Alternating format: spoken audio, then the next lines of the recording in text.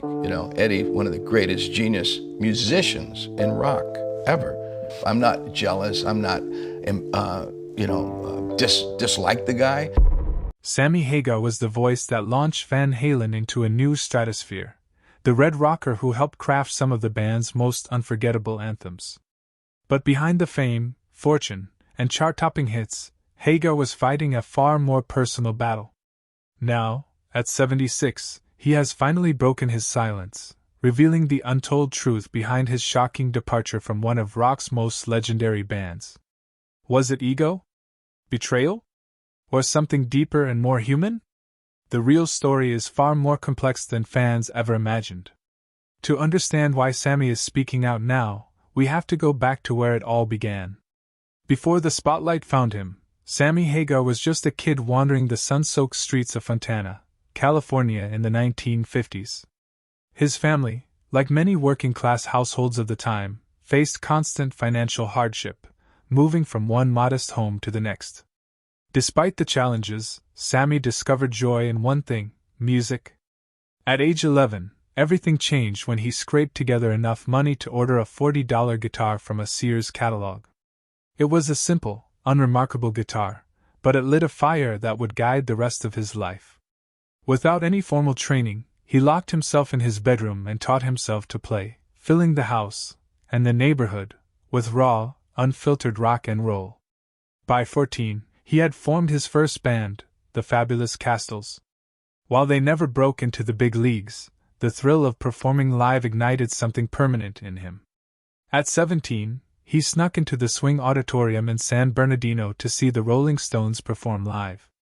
That show changed everything.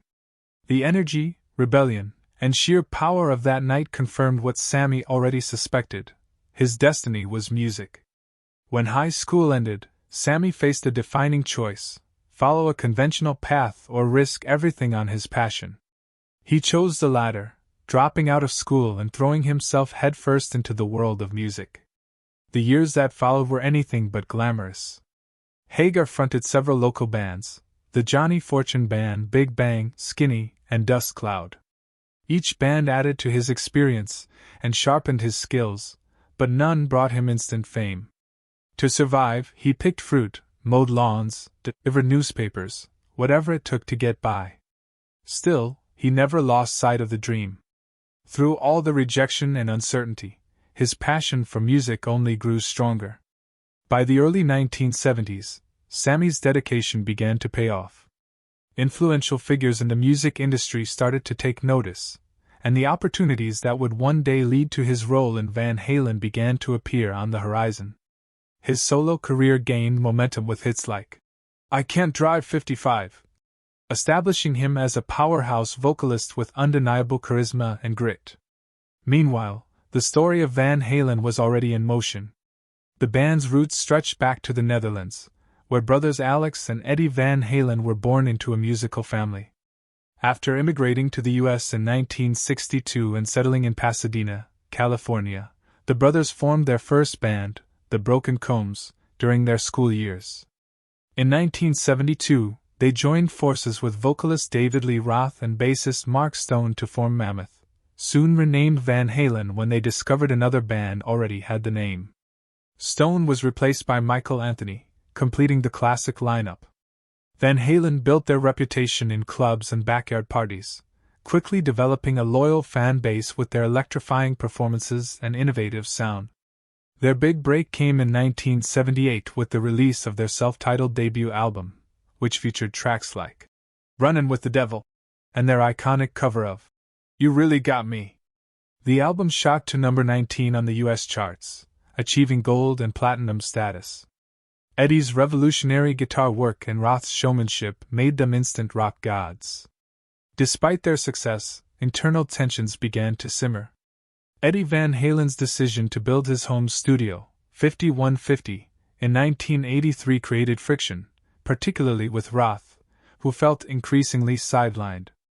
Eddie's shift toward a more keyboard-driven, pop-influenced sound clashed with Roth's vision of hard-edged rock. The breaking point came in 1985, even after the commercial success of their album 1984, which included hits like "Jump Panama" and Hot for teacher. Roth left the band to pursue a solo career, leaving Van Halen at a crossroads. Their search for a new frontman included a series of auditions, but fate had its own plan. Eddie met Sammy Hagar at an auto garage, and the two clicked instantly. Within 20 minutes of jamming at 5150, Eddie offered him the spot. Hagar, already a solo star, brought a new energy to the band, less flamboyant than Roth, but more grounded and vocally versatile. Thus began the Van Hagar era. Hagar's arrival in 1985 divided fans. Some missed the wild edge of Roth, while others welcomed the band's more mature, melodic evolution. Either way, the results spoke for themselves. The album 5150 was a massive hit, debuting at number 1 on the Billboard charts and featuring classics like Why Can't This Be Love? Hagar's powerful voice and stage presence, combined with Eddie's ever-evolving guitar brilliance, ushered in a new chapter of success. And yet, as with so many rock legends, success came at a cost that Hagar would carry for decades. The story behind his departure, once clouded by rumors and egos, is now finally coming into focus. OU812 topped the charts and produced hit singles like Why Can't This Be Love? But by the mid-1990s, cracks in Van Halen's foundation had become impossible to ignore. The relationship between Sammy Hagar and Eddie Van Halen had begun to deteriorate, strained by creative clashes, growing personal differences, and notably, Eddie's controversial decision to reconnect with David Lee Roth during a time of heightened tension with Hagar. In 1996, Hagar left the band, though some argue he was actually fired. The result was a brief and chaotic reunion with Roth.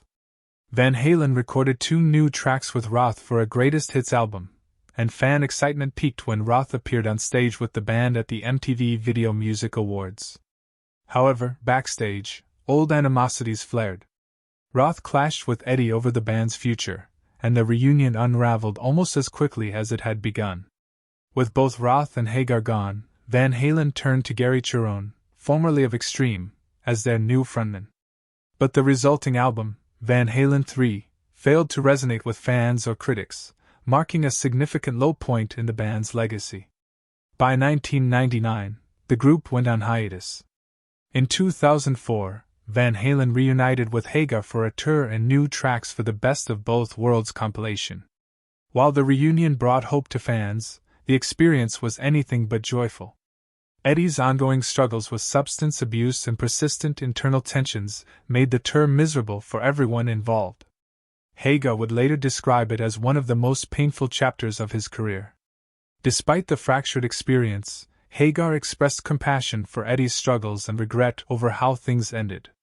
However, another point of conflict emerged: Hagar's continued collaboration with original bassist Michael Anthony, who had been replaced in later lineups by Eddie's son, Wolfgang Van Halen. Hagar's loyalty to Anthony only widened the rift between him and the Van Halen brothers, ultimately contributing to what would become his final departure from the band. Still, Hagar never lost hope for reconciliation. He envisioned a future where time and healing might allow him and Eddie to reconnect, not just as musicians, but as friends. In the years following his departure, Hagar found peace in new ventures. He poured his energy into music, business, and personal growth, channeling past pain into creativity and positivity. Reflecting on his time with Van Halen, he continues to cherish the highs, the musical brilliance, the sold-out shows, and the millions of fans they reached, while acknowledging the deep personal and professional challenges that haunted the journey. The final blow came with Eddie Van Halen's tragic death.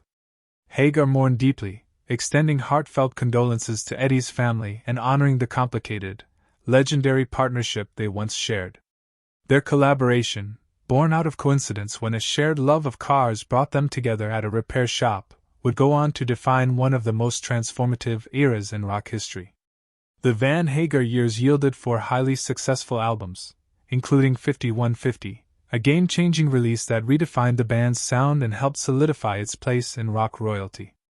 Yet, as with all creative partnerships between larger-than-life artists, the tension was always there.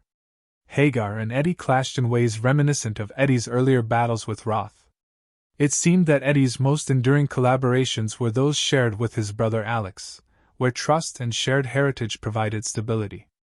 Over time, the friction between Hagar and Eddie grew into deep fractures. The 1996 split was marked by misunderstanding and resentment. Eddie claimed that Hagar's solo ambitions distracted from the band's goals, while Hagar maintained that he had been blindsided, pushed out unfairly, and informed of the decision in a crushing phone call. Adding to the hurt, that call also announced the return of Roth, which felt to Hagar like a betrayal of their shared success and a dismissal of his contributions. The choice to move forward with Gary Cherone didn't deliver the revival Eddie hoped for. Van Halen 3 alienated many fans and failed commercially. Looking back, some wondered if Eddie's frequent lineup changes were less about musical evolution and more about his restless pursuit of personal harmony. Ultimately, the conflict between Hagar and Van Halen wasn't just a matter of music, it stemmed from deeper cultural and personal differences. Hagar's laid-back, California-inspired ethos often clashed with the more serious, disciplined personalities of Eddie and Alex Van Halen, who were shaped by their Dutch heritage and upbringing. Even something as seemingly trivial as Hagar's carefree anthem, Amsterdam, irritated the brothers, revealing how fundamentally different their worldviews really were. These growing tensions came to a head during the making of Balance, setting the stage for the final unraveling of a partnership that once rocked the world. In 1995, what should have been a triumphant moment for Van Halen instead turned into a grueling and tension-filled experience. The making of their Balance album was marked by constant disagreements between Sammy Hagar and Eddie Van Halen, and the subsequent tour fared no better. Creative and personal clashes plagued the group, draining the joy from their performances. By the tour's end, Hagar was desperate for a break, wanting to spend time with his newborn child. But Eddie and Alex were already diving into their next project. The strain became unbearable, and the band unraveled soon after. The final break came on Father's Day in 1996, when Eddie called Hagar and delivered the crushing news: he was no longer part of Van Halen. For years, the once powerful partnership between Hagar and Eddie remained broken, reduced to silence and bitter memories. But time has a way of softening even the hardest hearts. In 2016, Hagar extended an olive branch via Twitter, wishing Eddie a happy birthday. It was a small gesture, but a meaningful one that opened the door to reconciliation. From there, the two slowly began to rebuild their relationship, finding peace and letting go of old wounds. Hagar would later express his deep gratitude for the closure they achieved, recognizing how important it was to end things on a positive note. In later interviews, Hagar reflected on the complexity of their conflict. One subtle yet significant factor, he suggested, may have been his close bond with bassist Michael Anthony. Their friendship extended beyond music. They often spent time laughing and talking offstage. While innocent on the surface, this dynamic may have made Eddie feel excluded, possibly deepening the existing tensions within the band. Hagar acknowledged the powerful musical chemistry he shared with Anthony, particularly their signature vocal harmonies, which became a cornerstone of the Van Hagar sound. That creative connection brought something unique to the band, an energy and collaborative spirit that was difficult to replicate. Looking back, Hagar attributed much of Van Halen's turmoil to personal struggles, especially substance abuse. In a candid 2023 interview, he expressed regret over the opportunities they lost to dysfunction and feuds, lamenting the greater heights they might have reached if only they'd managed to overcome their differences. The band's battles with addiction were no secret. Their former manager, Noel Monk, described their chaotic lifestyle vividly in his memoir Running with the Devil. Fueled by ego, alcohol, and drugs, Van Halen personified the hedonistic excesses of Southern California's rock culture. Their unofficial motto, "Drink a bottle of booze, pop a couple ludes, smoke a joint or 2 or 10, and see where the night takes you," summed up the self-destructive spirit that, while iconic, ultimately led to their downfall.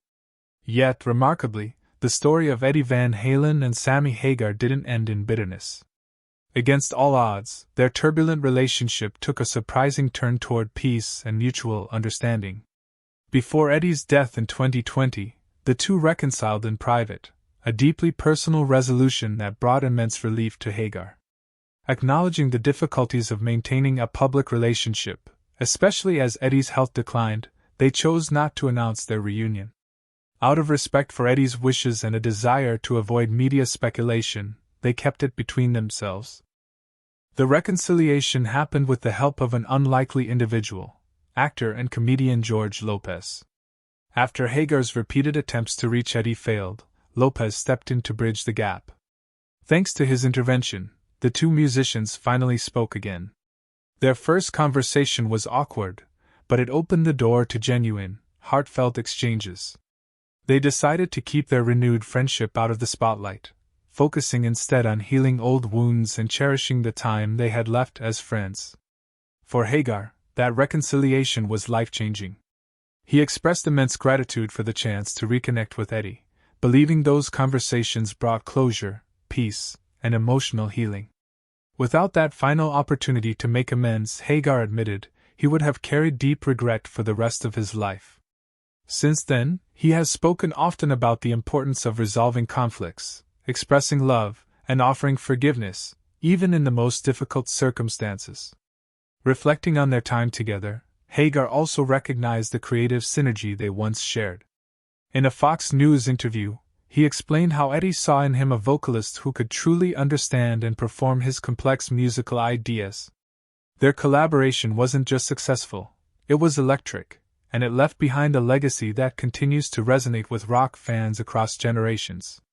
The partnership between Sammy Hagar and Eddie Van Halen allowed the legendary guitarist to explore new musical frontiers, resulting in some of Van Halen's most iconic work.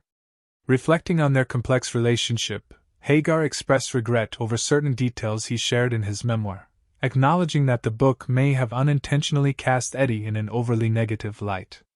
With the clarity that comes from time and reconciliation, Hagar admitted he would have portrayed Eddie differently, focusing more on his extraordinary talent and the positive impact he had on his life. Ultimately, Hagar remains deeply grateful for their reconciliation, as it allowed him to revisit their shared history without bitterness. He later shared this sentiment with Howard Stern, affirming the peace and closure he and Eddie found before Eddie's passing. After Eddie's death, Hagar channeled his emotions into a heartfelt tribute that celebrated the late guitarist's unparalleled genius and the profound bond they once shared. This tribute marked not just the end of an era but a personal release of years of tension and reflection. Continuing to honor Eddie and their time together, Hagar, now 76, recently thrilled fans with an electrifying performance at the Barrett-Jackson Auto Auction in Scottsdale. Defying the expectations of age, Hagar lit up the stage with the same raw energy that has defined his career for decades. In an interview with Arizona's Family, he opened up about his enduring passion for music and the reason he continues to perform while others his age consider retirement. Reflecting on the unique privileges of his rock star life, Hagar recounted conversations with Hollywood icons like Al Pacino and Sylvester Stallone, who admired his vibrant, youthful energy. While promoting his new line of cocktails and the Best of All Worlds 2024 summer tour, Hagar humbly acknowledged his continued success and the gratitude he feels for being able to keep doing what he loves. Looking back on his years with Van Halen, he fondly recalled the band's legendary live performances, naming tracks like Heavy Metal Right Now, Top of the World, and Why Can't This Be Love as enduring fan favorites. He expressed a special fondness for Heavy Metal, a song that reignites his youthful energy every time he performs it. Hagar likens himself to other enduring rock icons like Mick Jagger and Keith Richards, artists who continue to perform driven purely by love for the stage. Beyond music, Hagar has proven to be a savvy entrepreneur, founding the Cabo Wabo restaurant chain and launching his own rum brand. For him, creativity is the common thread between music and business. Both require passion, intuition, and a willingness to take risks. He sees strong parallels between crafting a hit song and building a successful business. Both demand trust in one's vision and the courage to follow it. In August 2023, Hagar brought his electrifying stage presence back to Arizona, performing at the Talking Stick Resort Amphitheater in Phoenix. The show took fans on a nostalgic journey through his storied career, blending solo hits with Van Halen classics. The set honored the band's legacy while celebrating Hagar's own unique contributions, creating an unforgettable night of rock for longtime fans. When asked about retirement, Hagar was clear: so long as he can deliver high-quality performances, he has no plans to stop. His gratitude for his audience and his commitment to creating memorable experiences continue to fuel his enduring career. In late 2023, Hagar announced his highly anticipated Best of All Worlds tour, a celebration of Van Halen's music featuring a powerhouse lineup: Michael Anthony on bass, Joe Satriani on guitar, and Jason Bonham on drums. The tour kicked off in West Palm Beach with a dynamic 21-song set that honored Van Halen's legacy while showcasing Hagar's solo career. The opening night featured 12 Van Halen-era tracks alongside fan-favorite solo cuts like "There's Only One Way to Rock." Satriani wowed audiences with his guitar mastery, even playing part of his solo with his teeth in tribute to Eddie Van Halen, while Anthony added nostalgia by taking lead vocals on "Ain't Talkin' 'Bout Love." The night also included a solo by Satriani that paid direct homage to Eddie's signature style. In an interview with Ultimate Classic Rock, Hagar explained why he chose to include so many Van Halen tracks in the setlist. Though initially hesitant to revisit the material, he now embraces it as a way to thank the fans for their unwavering support. For Hagar, the focus has shifted from making statements to crafting unforgettable memories. The response to the tour has been overwhelmingly positive, with fans embracing the mix of Van Halen classics and Hagar's solo work. However, the tour hasn't been without controversy.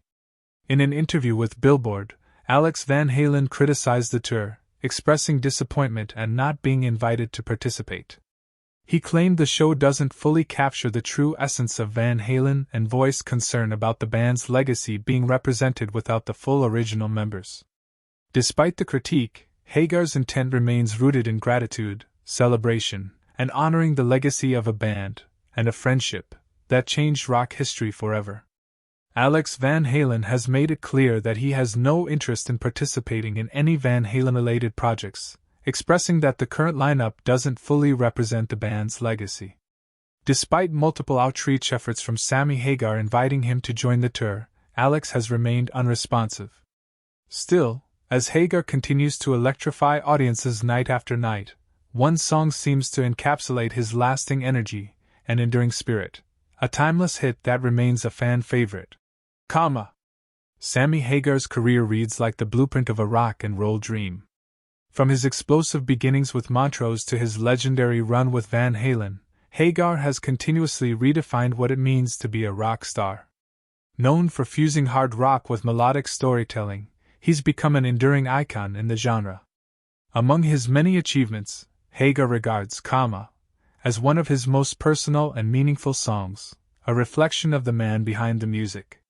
While Hagar has built his legacy on high-energy anthems like Pound Cake, which celebrates the carefree, rebellious spirit of rock, he's never shied away from deeper themes. Songs like Dreams speak to hope and purpose, and even in his early days with Montrose, Hagar explored universal human experiences, love, loss, and the fleeting nature of life, encouraging listeners to embrace every moment. Stands apart in his discography. A heartfelt tribute to his daughter, the song reveals a softer, more introspective side of the Red Rocker. Its poignant lyrics, set against a driving rock riff, create a compelling contrast that captivates listeners. Hagar has often called a pinnacle of his songwriting, a deeply personal work that fuses poetic lyricism with powerful instrumentation.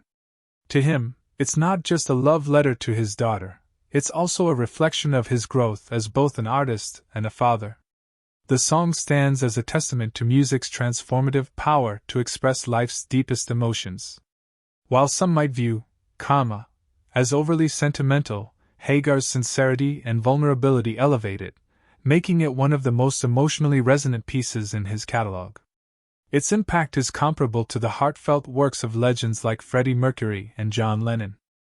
In many ways, feels like a forerunner to Dave Grohl's Miracle, both songs exploring the profound themes of fatherhood, love, and emotional depth that often go untapped in rock music.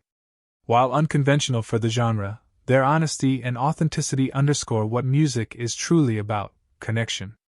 And while unveiled Hagar's heart, there was still one legendary band he had always dreamed of joining. In a surprising revelation during an interview with Classic Rock magazine, Hagar shared that he had once hoped to audition for the iconic rock band Foreigner. Unfortunately, financial constraints at the time made it impossible. During the golden era of rock in the 70s and 80s, the paths of rising stars often crossed, and Hagar formed a genuine camaraderie with the members of Foreigner while touring with Montrose. Over the years, this bond grew into a lasting friendship rooted in mutual respect for each other's talents. Decades later, Hagar paid tribute to this connection by inducting Foreigner into the Rock and Roll Hall of Fame. During the ceremony, he performed their classic hit, Hot-Blooded, a song he had long admired. For Hagar, it was more than just a performance, it was a full-circle moment. With his signature humor, he admitted he had always dreamed of singing Hot-Blooded earlier in his career but never got the opportunity. He even revealed that there was a time he considered replacing Lou Gramm as Foreigner's frontman. Although his vocal style made him a natural fit, logistical obstacles prevented it from becoming reality. Nevertheless, Hagar holds deep respect for Gramm and the original Foreigner lineup, recognizing their immense impact on rock history. Stepping into Gramm's shoes for the Hall of Fame performance wasn't without its challenges. Hagar admitted feeling slightly intimidated by the iconic status of the song. He recounted a humorous moment during rehearsal when Gramm, ever the perfectionist, gently corrected his timing. The exchange was lighthearted and reflected the genuine camaraderie between two powerhouse vocalists who share an intimate understanding of the craft. Both Hagar and Gramm are known for their dynamic stage presence and vocal range, and they often laugh about adapting their techniques to keep up with the demands of aging while still thrilling fans with unforgettable performances. If you enjoyed this story, don't forget to like, subscribe, comment, and turn on post notifications to stay updated with more legendary rock content.